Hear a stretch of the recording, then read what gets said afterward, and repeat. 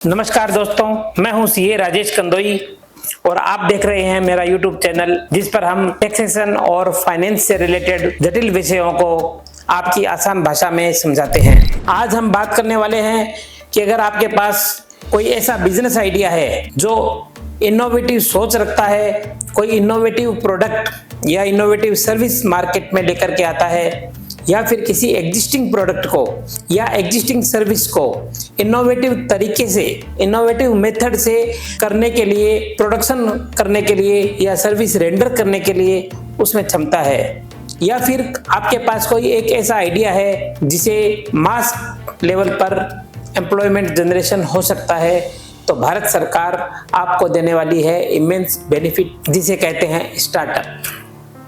आपने बहुत बार सोचा होगा, सुना होगा कि कोई स्टार्टअप शुरू करें।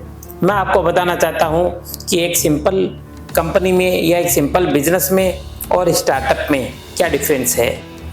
स्टार्टअप वैसे तो हर किसी भी बिजनेस को स्टार्टअप कहेंगे जब उसको स्टार्ट किया जाता है, लेकिन भारत सरकार ने स्टार्टअप इंडिया इनिशिएटिव के तहत स्टार्टअप की एक डेफिनेशन दी है, जिस डेफिनेशन में ये 3 एलिमेंट्स हैं। आज हम उन 3 एलिमेंट्स को समझेंगे जिससे हमारे सभी युवा, उद्यमी, छात्र और वे सभी व्यापारी जो अपना स्टार्टअप शुरू करना चाहते हैं उन्हें ये समझने में मदद मिलेगी कि भारत सरकार या राज्य सरकारें किन स्टार्टअप्स को इंसेंटिवाइज करती है, उन्हें मदद करती है और उन्हें बहुत सारे टैक्स रिलेटेड और अन्य भी बेनिफिट्स मिलते हैं और उन्हें फंडिंग मिलती है। ये 3 एलिमेंट्स हैं कि आपके पास ऐसा आइडिया होना चाहिए जो आइडिया किसी इनोवेटिव प्रोडक्ट को या किसी इनोवेटिव सर्विस को जन्म देता हो, वो प्रोडक्ट या सर्विस मार्केटेबल हो और उससे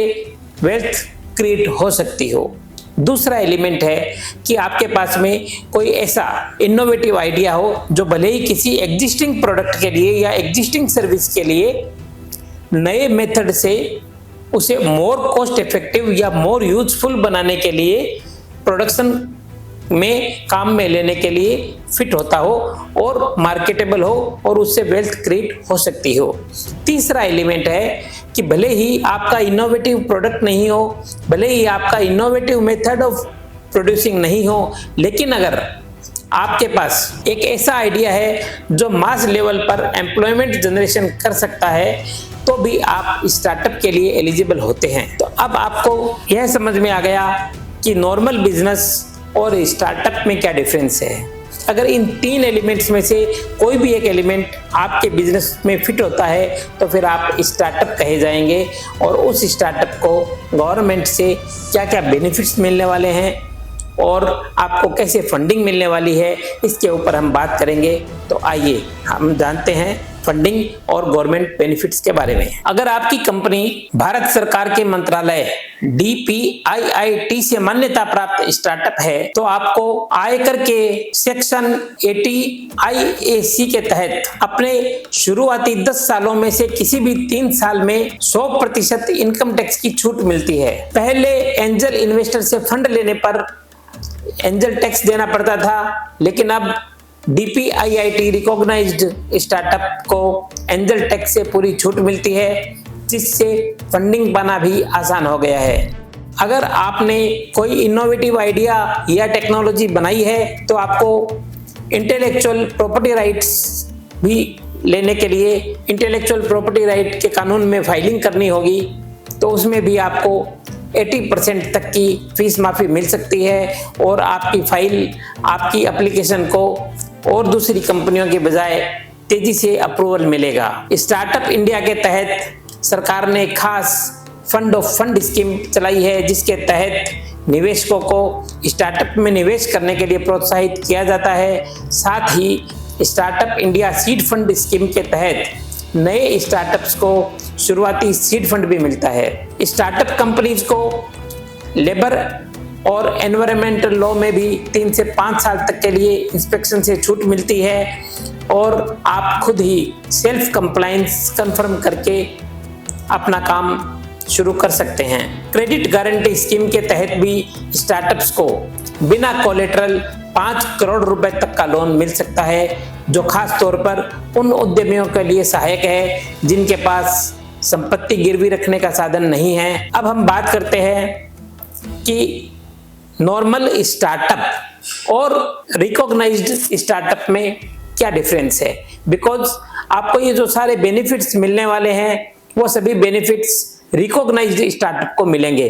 तो हम यह बात करते हैं कि आप अपने स्टार्टअप को किस प्रकार से रिकॉग्नाइज्ड स्टार्टअप बनाएंगे।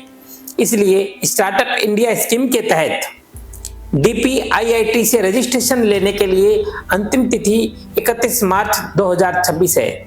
यानी अब आपके पास केवल लगभग 8 महीने का समय बचा है। अगर आप आज तैयारी शुरू करें तो आप आराम से 31 मार्च 2026 के पहले अपने स्टार्टअप का रजिस्ट्रेशन पा लेंगे। लेकिन यदि देर की तो हो सकता है यह मौका हमेशा के लिए आपके हाथ से निकल जाए। तो दोस्तों, आपको अपनी कंपनी या अपनी LLP को स्टार्टअप इंडिया में रिकॉग्नाइज्ड करवाने के लिए www.startupindia.gov.in पर जाना होगा। वहां पर आपको अपने स्टार्टअप की प्रोफाइल क्रिएट करनी होगी। वहां आपको अपना इनकॉर्पोरेशन सर्टिफिकेट, पैन कार्ड और स्टार्टअप पिच डेक अपलोड करना होगा। इसके बाद DPIIT से रिकॉग्निशन के लिए आप आवेदन करेंगे और सर्टिफिकेट मिलने के बाद आप उन सभी लाभ को प्राप्त करने के लिए पात्र बन जाएंगे। आप चाहें तो किसी अनुभवी सलाहकार या स्टार्टअप इंडिया हब की सहायता से यह सब काम सीख सकते हैं और अपना स्टार्टअप इंडिया रिकॉग्निशन ले सकते हैं। मित्रों, अभी तक देश में 1,59,000 से ज्यादा स्टार्टअप्स रजिस्टर्ड हो चुके हैं और इन स्टार्टअप्स को 17,28,000 लोगों से ज्यादा लोगों को रोजगार देने का भी गौरव प्राप्त हुआ है। इनमें से हजारों उद्यमी ऐसे हैं जिन्होंने कॉलेज के दौरान ही अपना स्टार्टअप शुरू कर दिया था और आज भारत के बहुत सारे स्टार्टअप यूनिकॉर्न बन चुके हैं, मतलब कि जिनकी वैल्यूएशन $1 बिलियन से भी ज्यादा हो चुकी है।